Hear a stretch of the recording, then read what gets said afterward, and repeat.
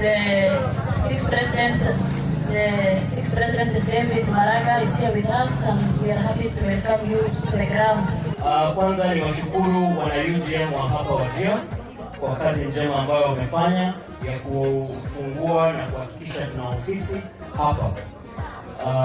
Ni ishara ya kuwa sisi kama chama tunaonelea eneo hili kanda nzima ya kaskazini mwa Kenya ni sehemu muhimu, ni sehemu ambayo imetengwa kwa muda mrefu, na sisi kama chama tunataka kuhakikisha kuwa tunaleta maendeleo ya kweli.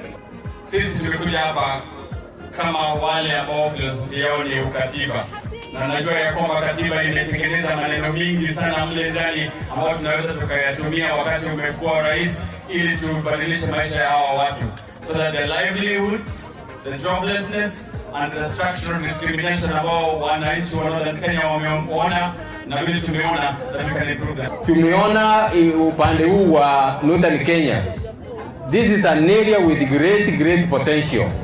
All that requires to be done is a few projects to be put in place. Maji ipatikane, barabara hii ikifunguliwa mpaka Ethiopia, hiyo itafungua market ile ambayo hatujawahi kuona.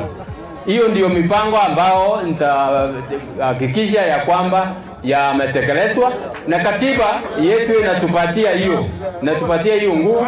Article 204 inapatia serikali kuu mamlaka ya kutumia ile tunaita equalization fund kufungua mahali ambayo yamekuwa marginalized. Kitu muhimu, tafadhali vijana, mshike kura